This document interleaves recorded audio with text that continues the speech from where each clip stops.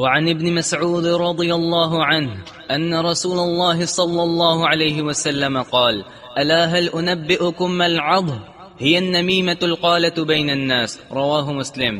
ولهما عن ابن عمر رضي الله عنهما أن رسول الله صلى الله عليه وسلم قال: إن من البيان للسحرا.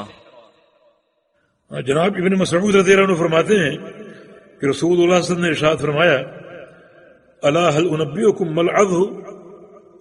کیا تم کو بتاؤں کہ عض کیا ہے؟ عض یہ عض بھی ہے اور عضۃ بھی ہے، دونوں وارد ہیں۔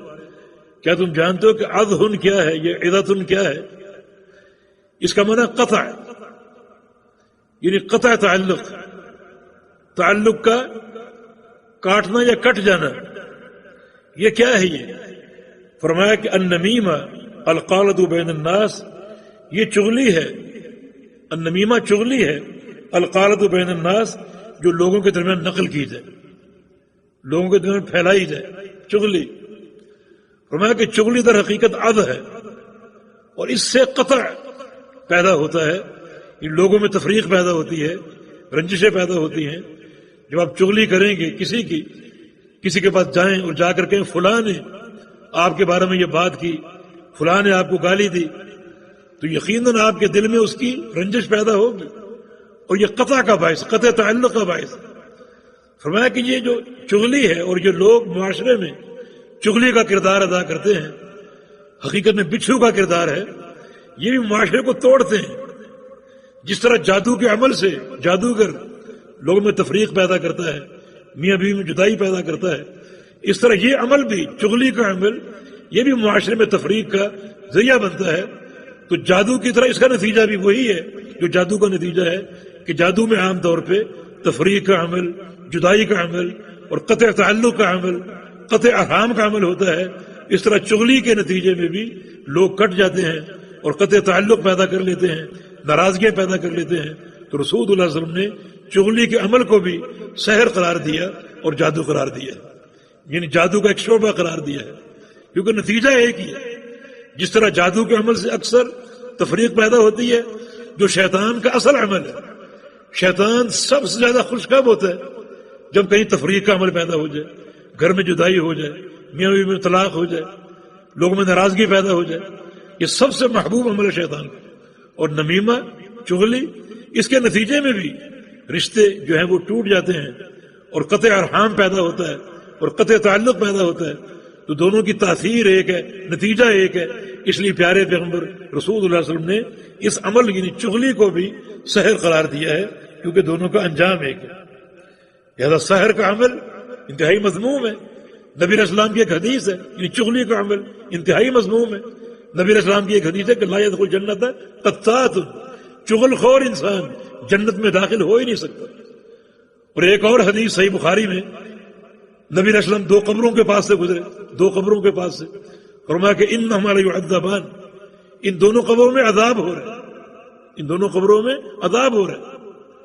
اور فرمایا کہ وما یعذبان فی کبیر، اور ان کے عذاب کا سبب کوئی بڑا گناہ نہیں ہے، گناہ کبیرہ ہی ہے، لیکن ان گناہوں سے بچنا آسان تھا، کوئی مشکل گناہ نہیں تھے، وہ ان کو چھوڑا جا سکتا تھا، بچا جا سکتا تھا۔ کیا گناہ تھے؟ فرمایا کہ اما احدہما فکان یمشی بالنمیمہ، ان میں سے ایک شخص چغل خور تھا، معاشرے میں یہ چغلی کا کام کرتا تھا اور یوں معاشرے میں تفریق اور جدائیاں پیدا کرتا اور ناراضگیاں پیدا کرتا۔ اللہ تعالیٰ نے قبر میں پکڑ دیا عذاب قبر کے لیے۔ اور دوسرا فرمایا کہ اما الآخر فکان لا یستنزہ من البول، دوسرا شخص استنجے میں احتیاط نہیں کرتا تھا، کپڑے ناپاک رہیں، جسم ناپاک رہے، اسے پرواہ نہ ہوتی، استنجا میں احتیاط نہیں کرتا تھا۔ نبی علیہ السلام کہتے تھے اتقوا البول فإن اکثر عذاب القبر منہ، کہ پیشاب سے بچو، استنجا میں احتیاط کرو، کیونکہ زیادہ تر قبر کا عذاب استنجا میں بد احتیاطی کی بنا پر ہوتا ہے۔ تو اتنی شدید وعیدیں چغلی کی، تو چونکہ چغلی کا نتیجہ سحر جیسا ہے، اس لیے رسول اللہ صلی اللہ علیہ وسلم نے چغلی کو بھی سحر کا شعبہ قرار دیا ہے اور جادو قرار دی۔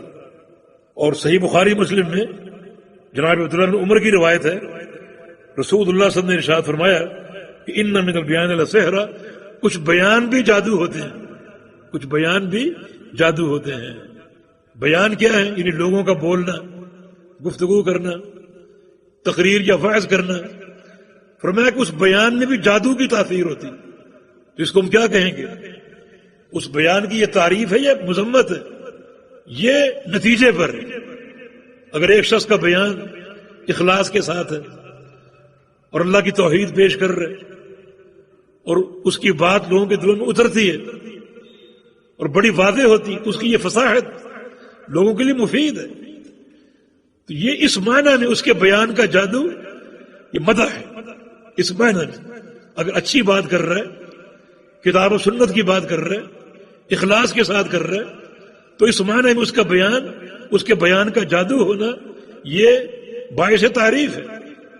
لیکن اگر ایک شخص کا بیان چاہے کتنا فصیح و بلیغ ہو مگر وہ گمراہی پر قائم، شرک کی دعوت دے رہا ہے، الحاد اور بدعت کی دعوت دے رہا ہے، اور بڑا چرب اللسان ہے، لچھے دار باتیں کرتا ہے، اور اس کی یہ دعوت شرک کی، بدعت کی اور گناہوں کی اور معصیتوں کی لوگوں کے دلوں میں گھر کر جاتی ہے اور لوگ اس کو قبول کرتے ہیں، تو اس کے بیان میں جادو کی تاثیر ہے، اور یہ تاثیر معرض مذمت میں ہے، معرض مذمت میں ہے۔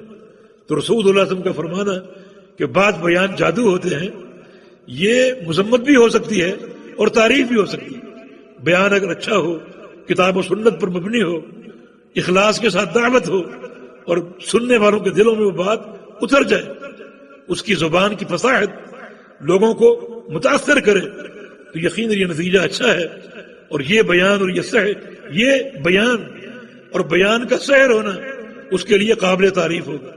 لیکن جس شخص کا بیان ناحق پر ہو، باطل الحاد پر ہو، اور اس کی چرب اللسانی جو ہے وہ لوگوں کے دلوں میں گھر کر جائے اور اثر انداز ہو جائے اور لوگ اس کو قبول کر لیں، تو بیان کا یہ جادو اور یہ سحر جو ہے یہ مذمت کا باعث ہوگا۔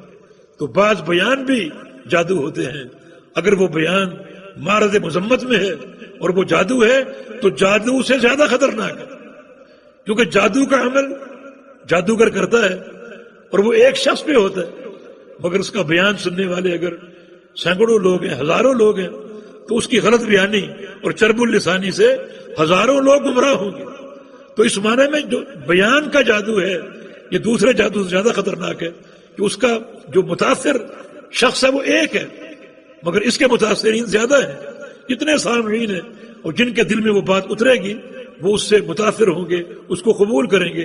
تو اس بیان کا جادو جو ہے وہ دوسرے جادو سے، اصل جادو سے زیادہ خطرناک ہوگا۔